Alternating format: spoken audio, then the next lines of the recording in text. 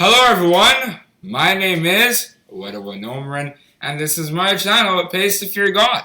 This is where we learn about God, His beloved Son Jesus Christ, and their kingdom purpose, the three most important subjects that we can ever learn about, talk about, or discuss in the entire Holy Bible, John chapter 17 verse 3.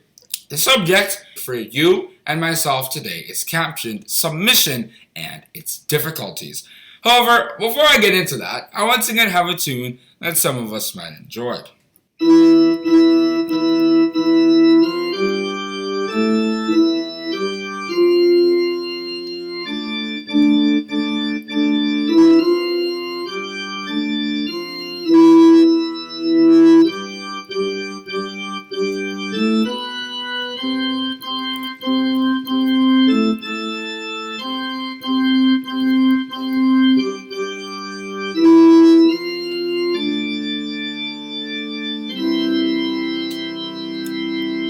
Once again, the subject that I have prepared for you and myself today is captioned Submission and Its Difficulties.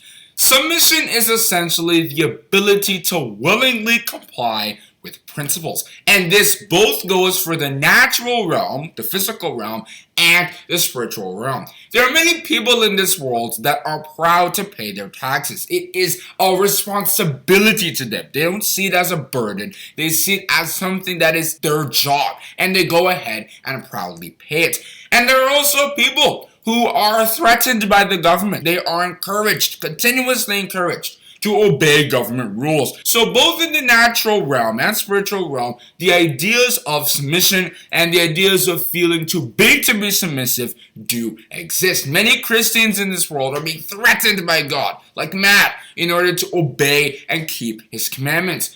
It is worth noting that submission does not take place where there is continuous threatening and encouragement, because submission is supposed to come from the heart. It is very important we understand anytime we insist on submission, we force it, we try to make sure they are submissive, submission is dead at that point, because it's supposed to come from our hearts. We have to love and believe in our leaders, and as a result, be submissive to them, like many citizens are to their governments, how many children are to their parents, etc. It's very important we keep this in mind. Amos chapter 3 verse 3 helps us to understand a key part of submission. Can two walk together except they be agreed? Many people don't understand this. They think they can be a hypocrite. They can go 50-50 and they think they're being submissive to God. No, that's not how submission works. We have to agree with God's principles. That is why people who are unequally yoked with unrighteousness are hypocrites, because light cannot match with darkness. 2 Corinthians chapter 6 from verses 14 to 16. Therefore, it's very important that we agree with God's principles. We are righteously agreeing with God's ideas, because submission is only in that quarter.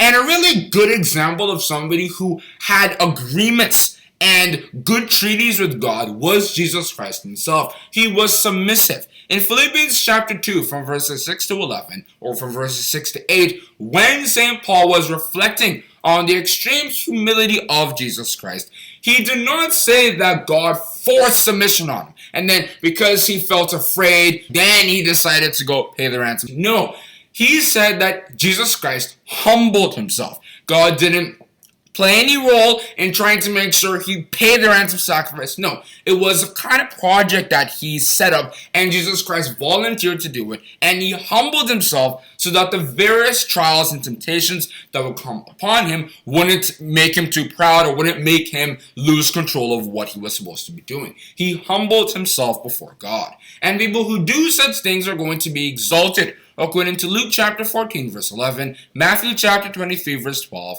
and Ezekiel chapter 21 verse 26. When Jesus Christ was on earth, He Himself made it known to everybody, the disciples, and anybody else who cared to listen to Him, that even though He was a powerful person, both on earth, even though He was poor, and in heaven also, He was so submissive to God that He could not exist without God, because of course God created Him. John chapter 5 verse 26. For I can of my own self do nothing.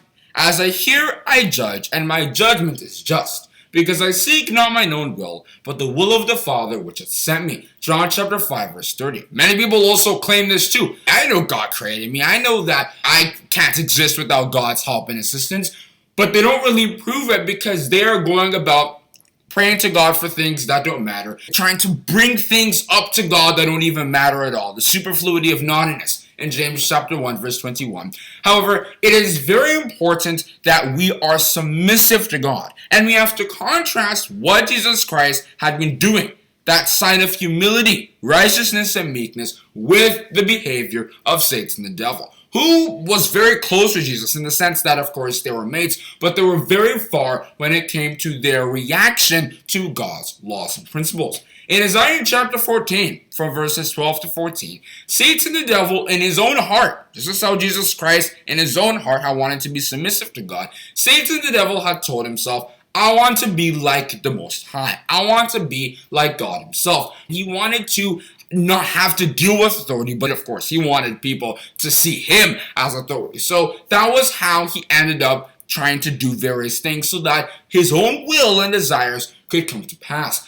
However, it is very interesting to read the previous verses, Isaiah chapter 14 verse 1 up to verse 11 and even up to verse 20, because it describes the kind of situation Satan the devil was in. In verse 9 it says that hell was excited to meet him, meaning that the idea of destruction was waiting for him and rejoiced at his coming. Then there are other examples of people in the Bible who were submissive, like David. David was very submissive as well because he cared about God's principles. Even when he had very clear opportunities to disobey them, maybe nobody would have come after him, he still put them first. Like in 1 Samuel chapter 24 in verses 10 and 11, and chapter 26 in verses 8 and 9.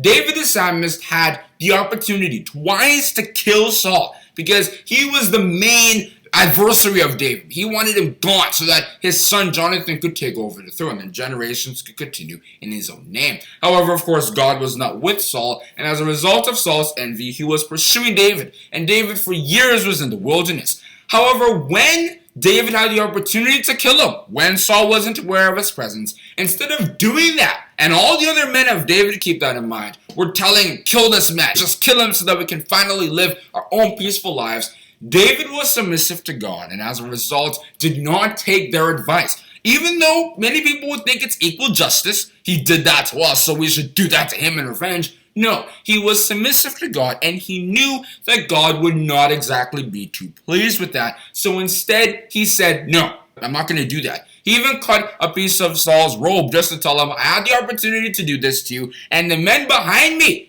or with me also wanted me to do it, but because I was submissive, I said no. It's very important we learn from such people because submission, like I said before, is the key to peace. Now, why is submission so difficult for some people? Well, it's probably because they use one of these four attributes during their daily lives, and those are pride, lust, disbelief or not believing in authority, and having your own ideas or personal righteousness. Now, let's start off with pride.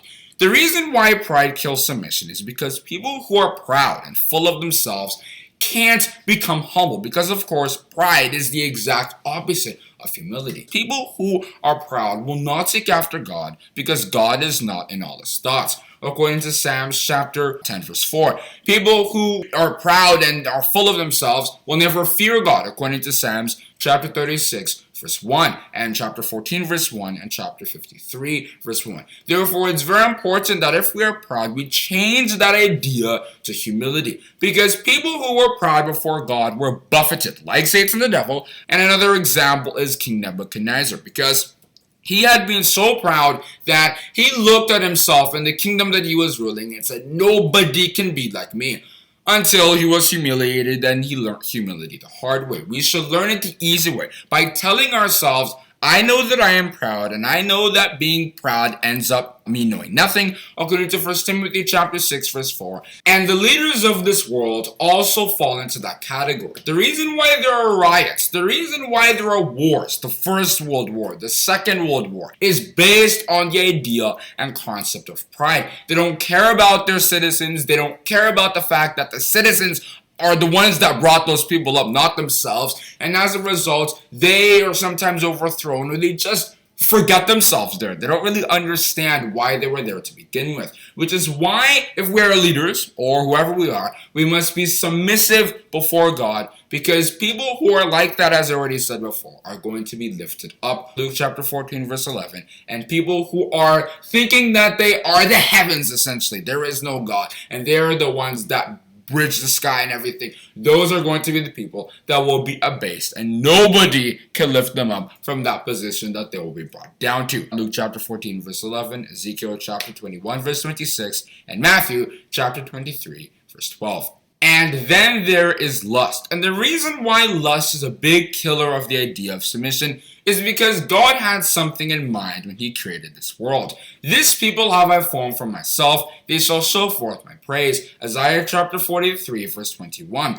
However, though humanity was created in perfection, we decided to seek out many inventions as a result of our lust for other things out of the boundaries or ideas that God created for humankind. According to Ecclesiastes chapter 7 verse 29, Psalms chapter 99 verse 8, and chapter 106 in verses 29 and 30, specifically verse 29. And this has continuously been growing. And in the parable of the sower, specifically Matthew chapter 13, verse 22, Jesus Christ said when he was interpreting what he'd said in Matthew chapter 13 from verses 1 to 9, that the idea of lust and the cares of this world is like thorns. It chokes the word. It prevents the word from surviving. When we lust for things, it prevents the idea of submission from prevailing. That is why we should never love the world.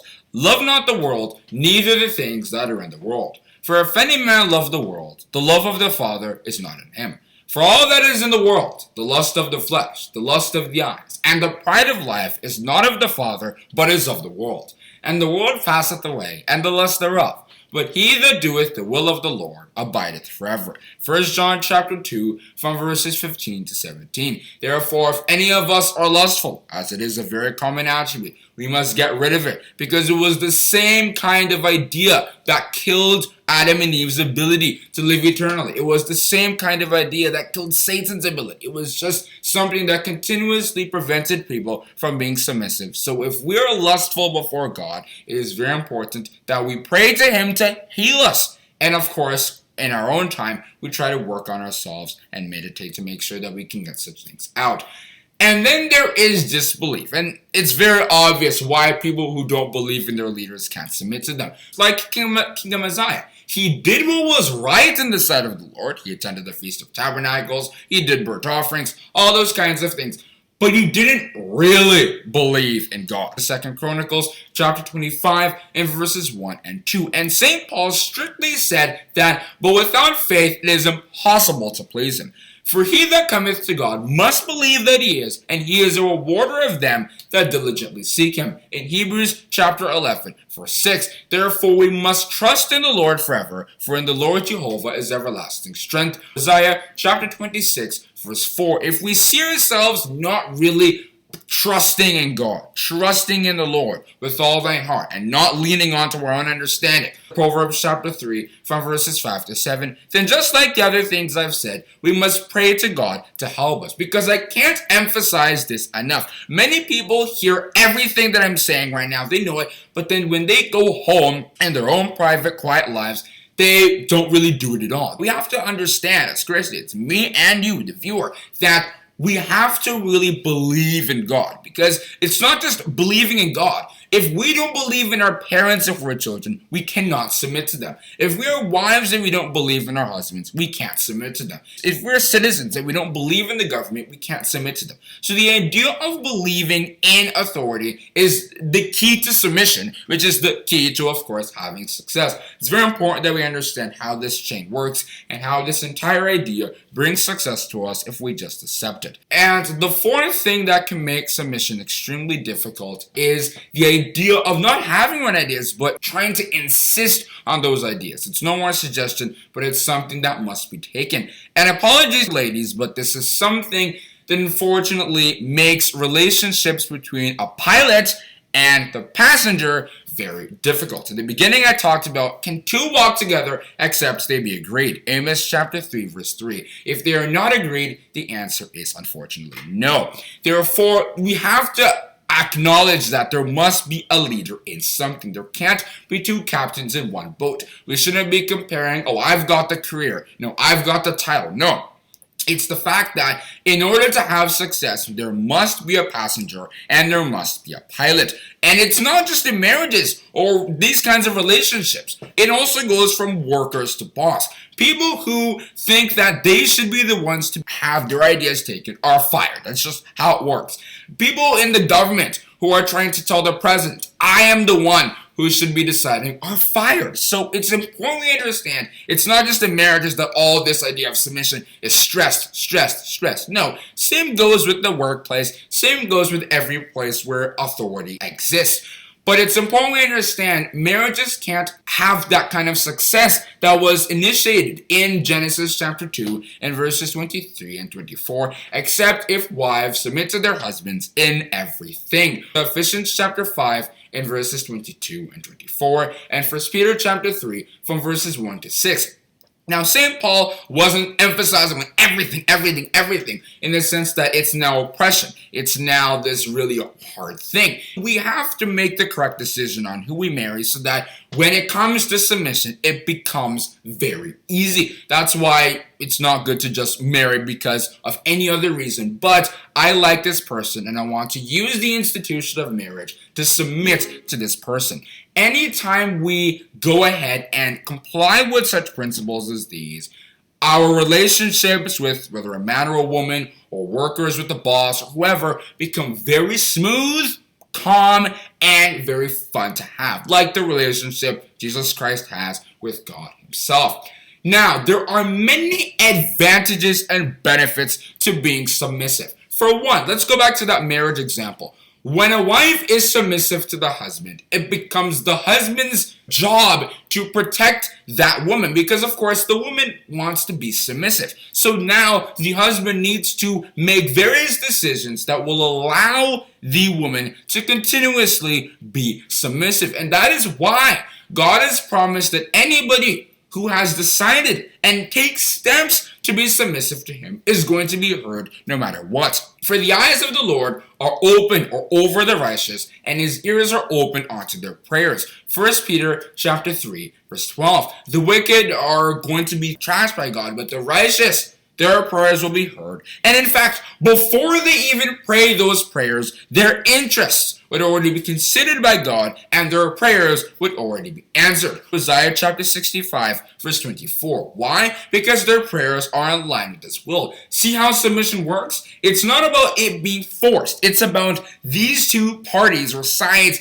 being in agreement. That's why sometimes relationships can flow so well, so fast, while others are not going very well. There's crisis everywhere. There's a crisis of ideas because people can't really agree which one's better. But in reality, when there is a pilot and when there is a passenger, when there is authority and when there are subordinates, that's what makes relationships go fast. And God himself does not deal with people who think they're too big for God. No, God just laughs at such people because they're going to cook their own waste that they're going to have to suffer from. Proverbs chapter 1 from verses 24 to 30. Humble yourselves in the sight of the Lord, and he shall lift you up. James chapter 4 verse 10. Jesus Christ had occasion to thank God for the fact that he hid these things, hid the truth, hid the ability to worship him from the Pharisees, from the Sadducees, from the scribes, from people who already convinced themselves that they were already God's children,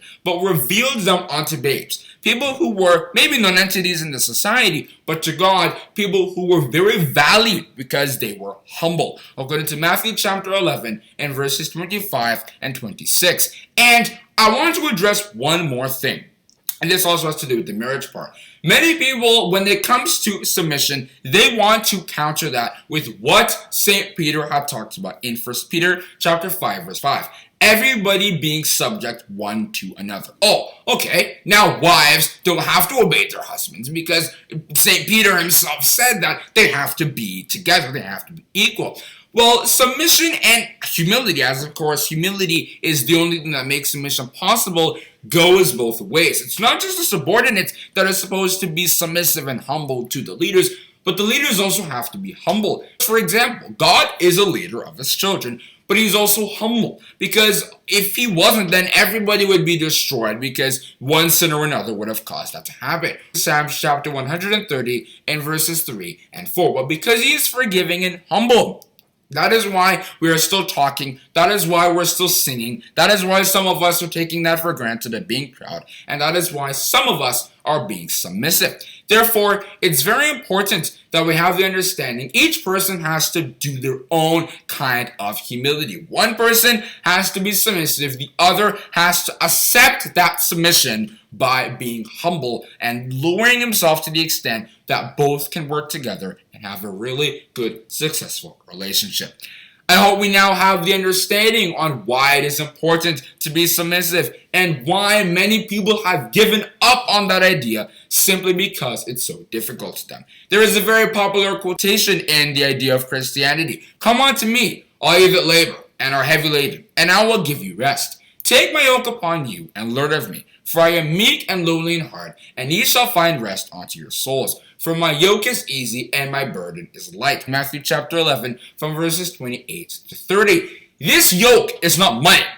This yoke is not riches. This yoke is not big houses, big cars, etc. No, this yoke is the idea of humility and the idea of submission. Because such things are not only easy if we understand them, but they create success in all kinds of relationships, all kinds of God's children. It's very important we keep this in mind. And I choose to end my talk on the subject, submission and its difficulties. To conclude this episode, I once again have a tune that some of us might be familiar with.